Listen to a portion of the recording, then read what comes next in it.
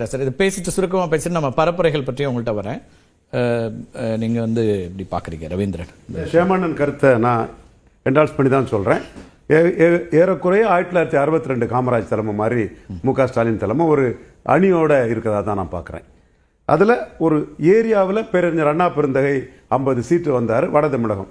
அதே மாதிரி இன்னைக்கு எடப்பாடி பழனிசாமி வன்னியர் சமூக எம்பிசி வன்னியர் சமூக சகோதரர்களும் பிசி கொங்கு வேளாளர் சமூக சகோதரர்களும் அருகரில் இருக்கக்கூடிய பகுதிகளில் பவர்ஃபுல் ஃபைட் அவர் கொடுப்பாருங்கிறத 2024 பேட்டனை வச்சு நான் கணிக்கிறேன்.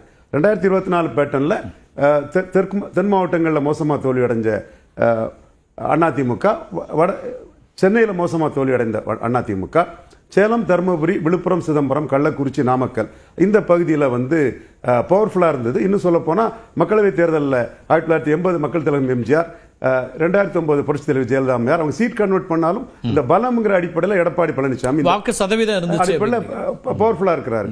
கூடுதலே அங்கே பாமகவில் பெரிய ஃபேக்ஷனான அன்புமணி ஃபேக்ஷன் வந்து அவர் கூட இணைஞ்சிருக்காங்கன்னு சொல்லும்போது இந்த பகுதியில் 62 பேரறிஞர் அண்ணா வட தமிழகத்தில் 50 இடங்கள் வெற்றி பெற்றது மாதிரி இந்த பகுதிகளில் எடப்பாடி பழனிசாமியால் திமுக அணிக்கு ஒரு கடுமையான ஃபைட் கொடுக்க முடியும் நான் கருதுறேன். இதை தாண்டி மற்ற பகுதிகளில் வந்து எடப்பாடி பழனிசாமியால் திமுக அணிக்கு ஃபைட் கொடுக்க முடியாது. தென் தமிழகத்தில் கொடுக்க முடியாது, டெல்டாவில் கொடுக்க முடியாது, சிட்டியில் கொடுக்க முடியாது. சொல்றீங்க நான் வந்து அமமுக தென் தமிழகத்தில் இருக்கு, நீங்க வந்து அவங்களுக்கே டெல்டா ரீஜன்லயும் ஓரளவுக்கு செல்வாக்கு இருக்கு ஒரு கட்சி தான் அது. அமமுகவும் ஓபிஎஸும் வந்து என்டிஏக்கு வந்து ஒரு 3 to 4 விழுக்காடு வாக்கு வந்து கணிசமான அளவில் அவங்க கான்ட்ரிபியூட் பண்ணியிருப்பாங்க.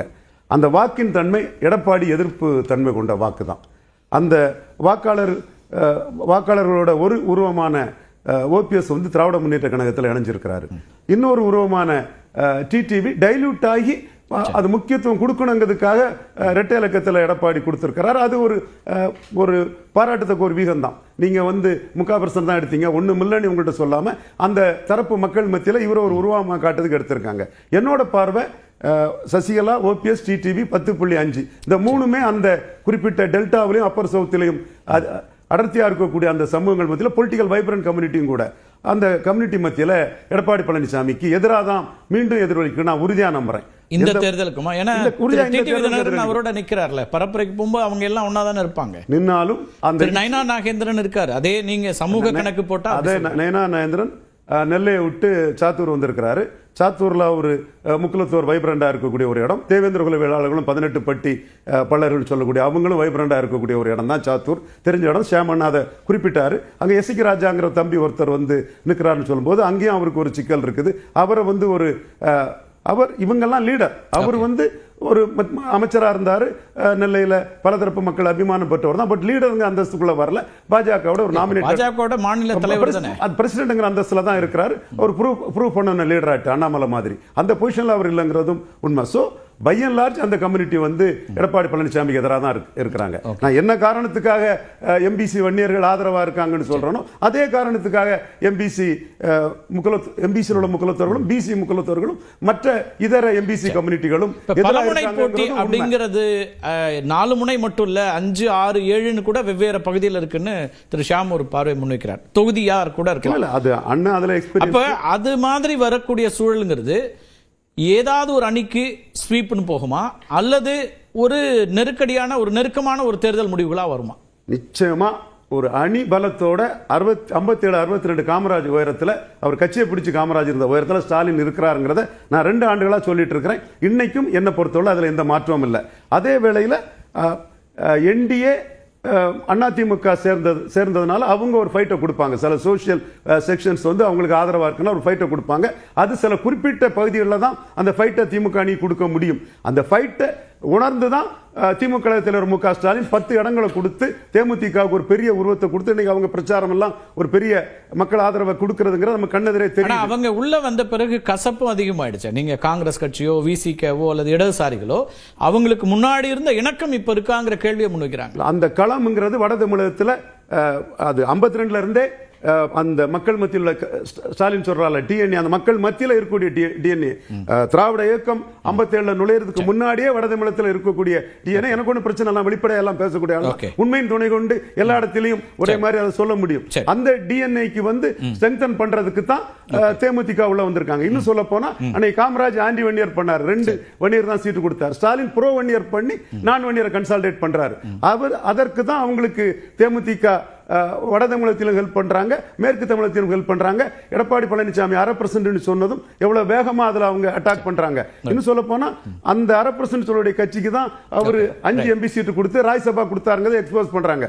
சோ இந்த இடம் தவிர மற்ற இடங்கள்ல திமுகவுக்கு ஃபைட் இல்லைங்கிறதா என்னோட பார்வை. நான் இப்ப தென் மாவட்டம் போயிட்டு வந்தேன். தென் மாவட்டத்தில் எந்த ஒரு சோசியல் செக்ஷன்லயும் எடப்பாடிக்கு பெரிய ஆதரவு இல்லை. எல்லா சோசியல் செக்ஷன்லயும் ஸ்டாலின் எடப்பாடியை விட ஆதரவு மிக்கவராக தான் இருக்கிறார். ஓகே, பேசலாம். முதல் கட்ட கருத்தை எடுத்துக்கிறேன். ஜெனரல் சார், உங்கள்கிட்ட வர திரு மணிகண்டன் பேசிட்டு வந்துடும். மணிகண்டன், நீங்க எப்படி பாக்குறீங்க பலமுனை போட்டி அப்படிங்கிறது களத்தில்? இப்போ 6-7 வரைக்கும் சில தொகுதிகள் இருக்குன்னு திரு ஷியாம் ஒரு பார்வை வைக்கிறாரு. இந்த பலமுனை போட்டின்னு வந்தால் அது வந்து ஒரு யாருக்கு பலமாக இருக்கும் அப்படிங்கிற கேள்வியும் திரு ரவீந்திர துரைசாமிக்கு நிச்சயமாக நீங்கள் சில பதில்கள் சொல்ல விரும்பலாம். அதிகம் அவருடைய பார்வைக்கும் நீங்கள் சொல்லலாம். அப்புறம் இது ஒரு க்ளோஸ் கான்டெஸ்ட் இல்லைன்னு முதலமைச்சர் சொல்றாரு. அதை எப்படி பார்க்குறீங்க? இந்த 3 கேள்வியும் உங்களுக்கு. எஸ், நியூஸ் 18 சொல்லிதிகார நேயர்களுக்கு வணக்கம். என் கேள்விக்கு என்ன பதில் அப்படின்னு மரியாதைக்குரிய ஆப்பிள் புகழ், ஆரஞ்சு புகழ், இன்டாக்ட் கூட்டணி அப்படின்னு சொல்லிட்டு ரவீந்திரன் சாருக்கு சில கேள்விகள் இருக்கு. அதுக்கு முன்னாடி மரியாதைக்குரிய ஷியாம் சாருக்கு சொன்னதுக்கு நான் ஒரு பதில் சொல்லிட்டு போயிடுறேன். அவர் 7 முனை போட்டி 8 முனைனார். இல்ல என்னுடைய பார்வையில 10 முனை போட்டி இருக்குதுங்க. ஏன்னா பாத்தீங்கன்னா வீரப்பனுடைய மனைவி சேலத்துல ஒரு தொகுதியில போட்டிடுறாங்க. அதை சேர்த்துட்டீங்கன்னா 8. தேர்தல் மன்னன் பத்ம அவங்க வந்து ஓகே, ஓ சரி, ஓகே, மகள் தான் நாம் தமிழர்ல இருக்காங்க, மனைவி தனியா போட்டிடுறாங்க. ஓ சரி, சரி. தேர்தல் மன்னன் பத்மராஜன் வந்து 274வது தடவையா தேர்தலில் போட்டிடுறாரு. அதனால அவரையும் ஒன்னா சேர்த்தீங்க அப்படின்னா தமிழகத்துல ஏறத்தாழ 10 முனை போட்டி அப்படின்னு சொன்னாதான் சரியா இருக்கும். ஏ சார், நான் கேக்குறேன், இதே 2021 ஏன் சார் இது யாருமே 5 முனை போட்டின்னு சொல்ல மாட்டேங்கிறாங்க? அன்னைக்கு திமுக தலைமையில ஒரு அணி, அண்ணா திமுக பாஜக கூட்டணி ஒரு அணி, சீமான் ஒரு அணி, நம்ம டார்ச் லைட்ல சென்னத்தோட சிப்டி இப்ப திமுகவில் இருக்கிறாரு கமலஹாசன் ஒரு அணியா இருந்தாரு. எல்லாத்துக்கும் மேல தினகரன் அன்னைக்கு ஒரு தனி 5 முனை. அப்ப தினகரனும் தேமுதிக எல்லாம் ஒன்னாக இருந்தாங்க அந்த டைம்ல 2021. அப்ப அது 5 முனை போட்டின்னு சொன்னாங்களா? அப்ப வந்து பாத்தீங்கன்னா அண்ணா திமுக திமுக அண்ணா திமுக திமுக அப்படின்னு தான் பேசினவங்க எல்லாம். இப்ப ஒரு மாதிரி ஒரு திட்டமிட்டு என்ன பண்றாங்கன்னா 7 முனை போட்டி 8 முனை போட்டி, ஆளுங்கட்சிக்கு எதிரான ஓட்டை இவங்க எல்லாம் பிரிக்க போறாங்க அப்படின்னு பேசுறதுலயே ஒரு அவங்களுக்கு விரும்பின சூட்சுமத்தோட அவங்க பேசுறாங்க அப்படின்னு தான் நான் பாக்குறேன். சார், தமிழக தேர்தல் களம் என்பது திமுக போக வேண்டும் என்றால் அதிமுகவுக்கு ஓட்டு போடு, அதிமுக போறோம்னா திமுகவுக்கு ஓட்டு போடு.